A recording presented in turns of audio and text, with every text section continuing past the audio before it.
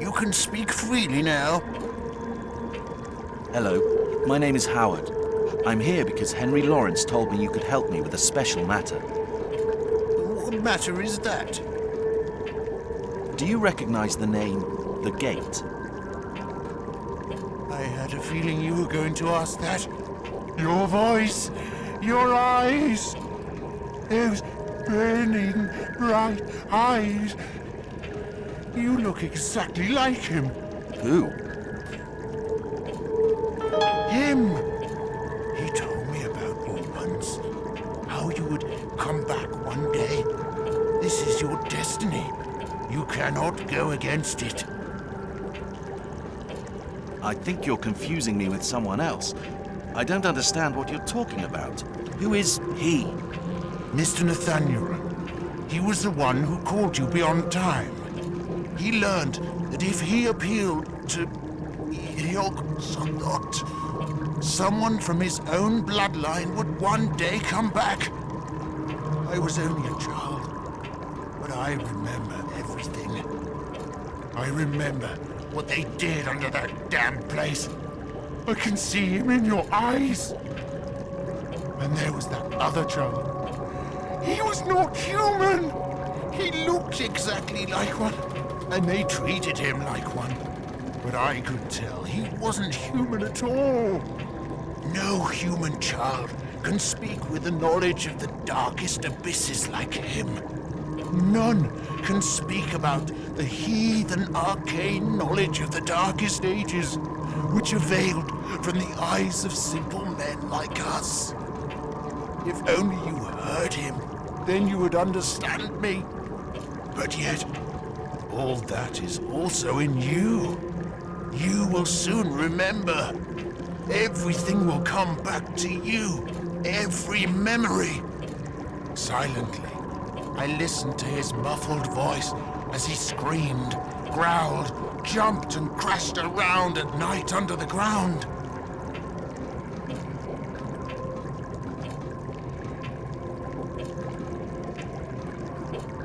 He is completely mad, but I must get some answers. Can you tell me about the gate? It is the building nestled over the black abyss. You should have remembered it by now. But it seems it is still not clear for you. You will remember soon. What do you mean Mr. Nathaniel called me beyond time? They needed a blood descendant, but only such a person can do what they require. Mr. Nathaniel, he could speak with his ancestors. Or maybe the opposite was true. They told him to call you, and so he did. He somehow learned strange languages he never even knew existed. And with this knowledge, he read forbidden books gathered from around the world. Passages about summoning beyond time. Those fiendish necromantic murmurings and chants.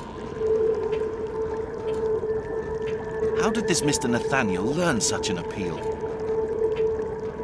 He learned it from Jediah, a shadow from his own lineage, from your lineage. What do you mean by black abyss? That place is built upon a web of underground passages that lead to Gehenna. That's why they call it the Gate. It is the gate to the unlit hell beneath the surface that hides unimaginable secrets from our eyes. What child? The child Mr. Nathaniel was told to take in. He took him into his home, despite strong opposition from Mrs. Ingrid, his wife.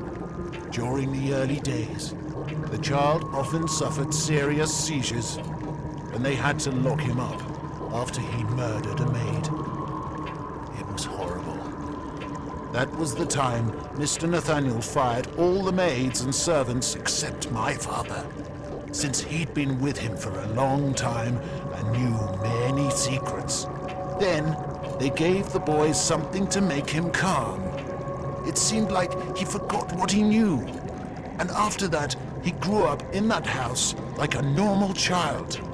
Until one day, when he left the house to go elsewhere. I don't know where he went, but I was told he would come back when the right time came. I know he is also here. I can feel him. How can you know this much about me?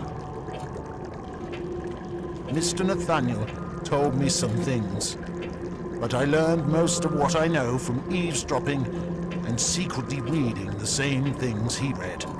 Only the ones in English, of course. He had some friends who shared the same interests as him. When they gathered, and the incense was heavy in the air, it was easy to listen in on their excited conversations. They often talked about you, and some others who are like you. And there were other things that I wouldn't have understood unless I'd read some of the books. His wife, that poor woman, hated his friends and the topics they spoke about in those heathen meetings.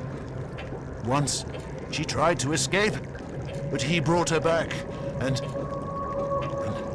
locked her up in her room. She died there. But he was not like that originally. The only mistake he made was moving into that house of his ancestors after he married. But maybe it was a fate he could not fight against. Who is this Jedediah? I don't know.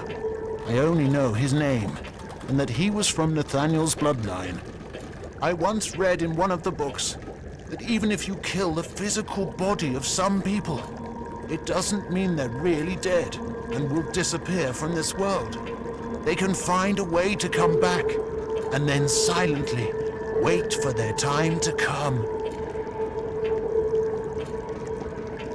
Who told him to take the child in? I don't know. It was so sudden. One particularly stormy night, a stranger came with that child. He was a tall and dangerous-looking man. All the servants were frightened of him at first sight. Yet he himself seemed afraid of the child. I listened to their conversation and learned that he could hardly speak our language. So he spoke with Mr. Nathaniel in a language that only he seemed to know. Only 2 days later did we really discover why he came. He'd brought the child from a distant place for Mr. Nathaniel to raise, and he accepted the boy in without hesitation. But he never explained why he agreed to do it. Why did Mrs. Ingrid want to escape? I'm not sure, but I think she saw something terrible. She knew a lot about the things her husband was interested in doing. But after the child incident, she started to hate him, though she stayed by his side. After a while, the situation began to change and got more serious. And that's when the secret meetings began. She hated it all, both the meetings and those who attended them. And one day, it seemed she couldn't take it anymore and ran away. But Mr. Nathaniel's friends forced him to take her back and lock her up. They saw Mrs. Ingrid as a threat who might reveal secrets about them. He had to do as they instructed, but he wasn't happy about it. He seems completely mad. But somehow, I get the feeling his words weren't just crazed ramblings or the wild imagination of a madman.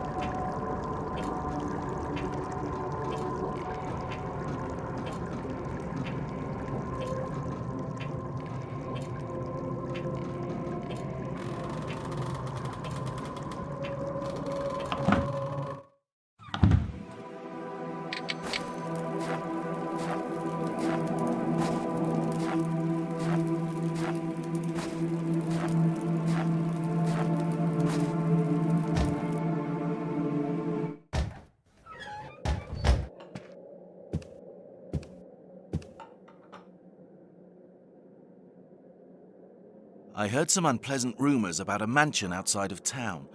What can you tell me about it? It's out in the wilderness, about 30 miles from here. I've never been there, but I remember an incident that occurred right here in this inn. I was just a kid at the time.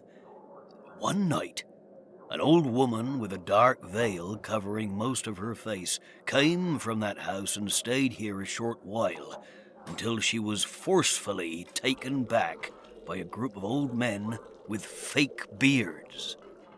Nobody knows who they were, but it was obvious she had secretly escaped from them. I think she was waiting for the train to take her away from here. But they took her back against her will. I was very young then, but I remember it like it was yesterday. When she saw them, she shrieked with fear. Some words were in Latin, I think. We never heard of her again. I've also heard some very bad stories about barbaric rites that take place at particular times of the year. That's why nobody wants to visit that house. It's empty now, but most of the people are afraid even to go too near it anymore. Very interesting. What room did the lady from that mansion stay in? I can't remember precisely, but she stayed in one of the rooms on the first floor. Where can I find this Herbert? You're in luck. He's right back there, eating alone. Thanks. If you want, I can speak with Herbert for you. He doesn't like to speak with strangers, but I'm sure I can persuade him. That would be great.